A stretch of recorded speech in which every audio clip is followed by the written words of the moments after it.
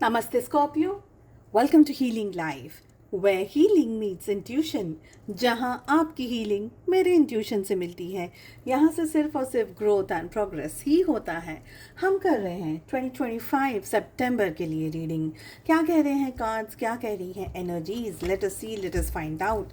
इस रीडिंग को फॉलो करने के लिए आपके मन में जो भी सवाल हो, आपके job, career, health, wealth, finances, business etcetera को लेकर के, उन क्वेश्चंस को ध्यान में रख करके ही आप इस रीडिंग को फॉलो करें। साथ ही जानेंगे आपकी लव लाइफ कैसी रहेगी सितंबर के मंथ में, और एंजल्स की तरफ से लेने वाले हैं हम गाइडेंस।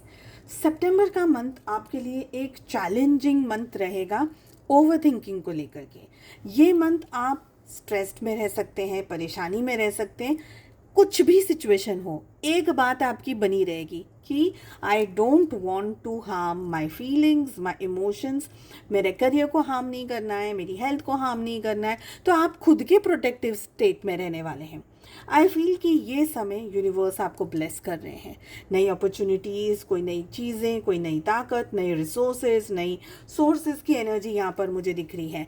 आप है ना बहुत शांति से, बहुत ही प्यार से, बहुत ही केयर के साथ में आगे बढ़ते हुए यहाँ पर मुझे दिख रहे हैं।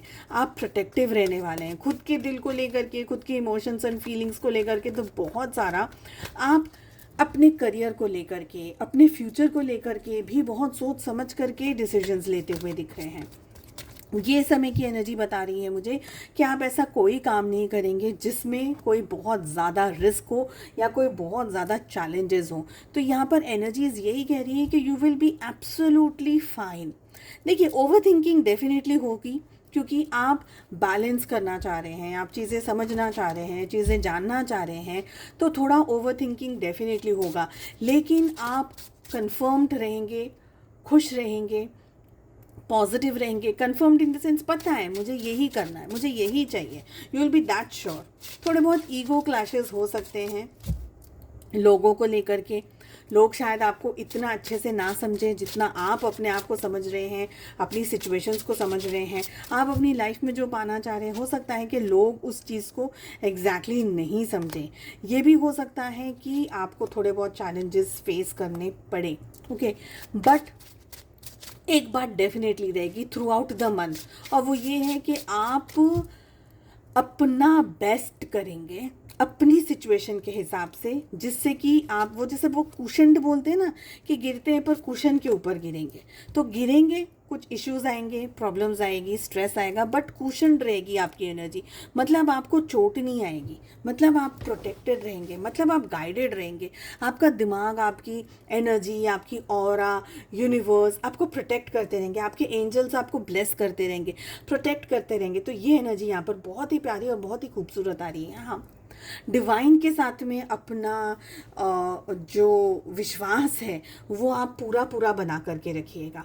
ऐसे लोगों से डिस्टेंस में रहिए जो आपकी सोल के लिए हेल्पफुल नहीं है, आपके लिए बेटर नहीं है, जो कि आपको कन्फ्यूजन में डाल देते हैं, परेशानी में डाल देते हैं, उलझन में डाल देते हैं। उनसे डिस्टेंस बना करके रखना बहुत ज़्यादा ज़रूरी है यहाँ पर। ओके, ये टाइम आपको चैलेंजेस देगा पर सॉल्यूशंस भी देगा। तो सॉल्यूशंस डेफिनेटली मिलेंगे, बिकॉज यूनिवर्स चाह रहे हैं आपको ग्रोथ मिले, आपको सक्सेस मिले। आप, वो कहते हैं ना कि कुछ भी करके आप कहीं से भी रास्ता ज़रूर निकाल लोगे। कोई भी सिचुएशन क्यों ना हो, कोई भी इशू या कोई भी परेशानी क्यों ना हो, आप रास्ता डेफिनेटली बाहर निकाल लोगे। तो यूनिवर्स है आपके साथ, ब्लेसिंग्स हैं आपके साथ में।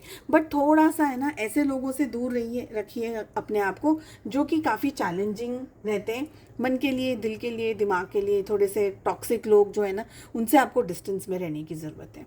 बात करें अगर लव लाइफ की, लव लाइफ में थोड़ी उलझन है। देखिए, अगेन दोनों ही कार्ड्स आ रहे हैं, 8 of pentacle, 7 of swords. Challenges हैं, परेशानी है, मन मेंटली बहुत ज़्यादा सोच रहे हैं, बहुत ज़्यादा उलझन के अंदर है, बहुत ज़्यादा स्ट्रेस के अंदर आप हो सकते हैं, सोचते बहुत जा रहे हैं।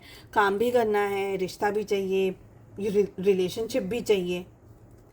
दोनों ही कार्ड्स आ रहे हैं। देखा, डेथ भी आ रहा है, 2 ऑफ कप्स भी आ रहा है। आपके पार्टनर की एनर्जी है ये रिलेशनशिप की एनर्जी है। कुछ उलझन, कुछ कन्फ्यूजन है रिश्ते के अंदर।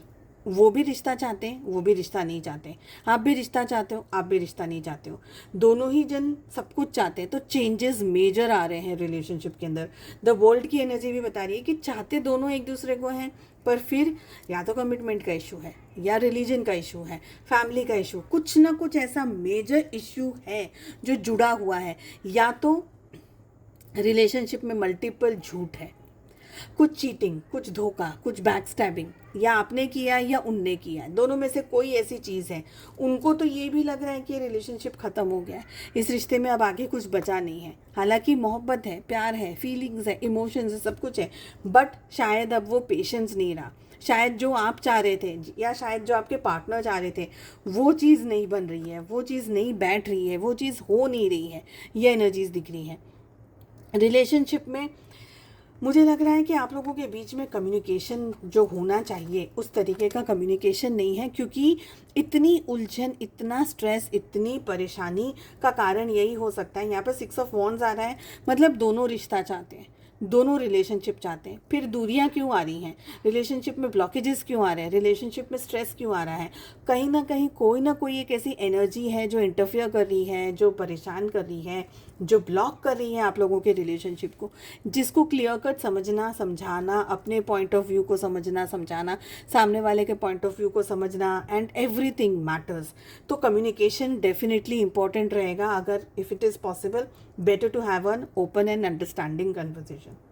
आई ऑल्सो फील कि ये साइकिल है, ऑन एंड ऑफ वाली परिस्थितियाँ आती जाती रहती हैं, सिचुएशंस आती जाती रहती हैं, कभी चीज़ ठीक हो जाती है, कभी रिश्ता बिगड़ जाता है। तो ये सारी चीज़ें आ रही हैं, यूनिवर्स आपको बता रहे हैं, प्लान कर रहे हैं। यूनिवर्स आपको थोड़ी और भी ज़्यादा स्ट्रेंथ देने के लिए, आपकी सोल को अंडरस्टैंडिंग देने के लिए, आपकी सोल को अवेकनिंग देने के लिए। तो एक तरीके का लेसन है, एक तरीके की लर्निंग है ये रिलेशनशिप। यूनिवर्स और क्या कह रहे हैं आपको? It's a no, something universe आपसे इस वक्त वेट करने का कह रहे हैं। You will have to wait, listen to your intuition. कुछ ऐसा है जो आपको समझना बहुत ज़्यादा ज़रूरी है। कुछ ऐसी सिचुएशन, कुछ ऐसी बातें, कुछ ऐसी चीज़ें जो आपको इस समय शायद समझ नहीं आ रही है, या आप ज़बरदस्ती मांग रहे हैं। दोनों एनर्जी है, ज़बरदस्ती मांग रहे हैं आप, ऐसी कोई बात जो आपको नहीं मांगनी चाहिए पर फिर भी आप मांग रहे हैं।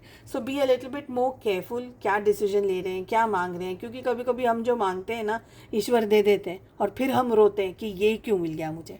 क्योंकि जब हम मांगते हैं तो हम कुछ और सोच से मांगते हैं, पर जब रियलिटी में वो चीज़ हमारे सामने आती है, सारे कार्ड्स ओपन अप होते हैं, सारे पत्ते खुलते हैं सारी सामने वाली चीज़ के, तो हमको लगता है कि अरे बाप रे, हमने तो सरदर्द मांग लिया। So be very very careful in whatever you are asking from universe, from God. ठीक है, थोड़ा बिट्रेल वाली एनर्जी है, हैवीनेस रहेगी, हार्ट फुल रहेगा, भारीपन सा एहसास होगा आपको कि बहुत ज़्यादा हैवी हो रहा है मेरा हार्ट, बहुत ज़्यादा मुझे स्ट्रेस हो रहा है। ब्रीदिंग एक्सरसाइजेस करते रहिएगा थ्रू आउट द मंथ। एक एनर्जी और आ रही है, विश्वास अपना बना करके रखिएगा अपने ईश्वर पे। सबसे बड़ी एनर्जी आ रही है ये, विश्वास बना करके रखिएगा। जो भी होगा end of the day, end of the month बेहतर होगा, अच्छे के लिए होगा, आपकी भलाई के लिए होगा। इस बात का ट्रस्ट आपको बढ़ा करके रख करके चलना है। चलिए, उम्मीद करती हूँ आपको रीडिंग पसंद आई। I wish you all the very best. हम मिलते हैं नेक्स्ट रीडिंग में। Take care, bye bye.